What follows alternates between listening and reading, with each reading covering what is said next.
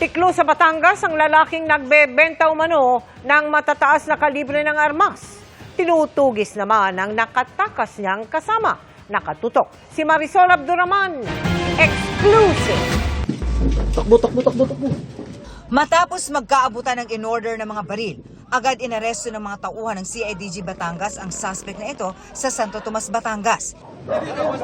Ikinasa ang buy-bust operation, kasunod ng natanggap na tip ng CIDG. About gun running group doon na nag-ooperate dun sa Batangas. Buy-bust operation na implement kaninang 11 AM dun sa Santo Tomas, Batangas at nahuli nga itong isang subject natin.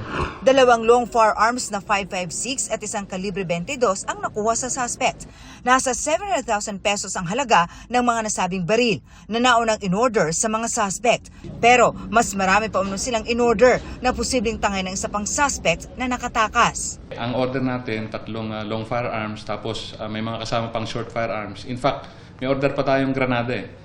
So, we presume na doon sa nakatakas na sasakyan, which undergoing hot pursuit pa naman yung mga tropa natin. E nandun pa yung ibang order ng tropa. Hindi pa masabi ng CIDG sa ngayon kung saan galing ang mga baril na ibinebenta ng mga suspect na posible raw nakabilang sa mas malaking grupo na sangkot sa gun running.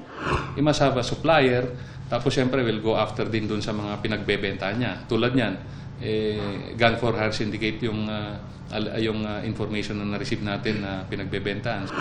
Sasampahan ng reklamong paglabag sa RA 10591 o Comprehensive Firearms and Ammunition Regulation Acts of the Philippines ang suspect. Depensa niya na pag-utusan lang siya. Hindi ko naman po alam na yung po pala ay mga high power gun. Tuloy naman ang follow-up operation sa kasama niyang nakatakas. Para sa GMA Integrated News, Marisol Abduraman, nakatutok 24 oras.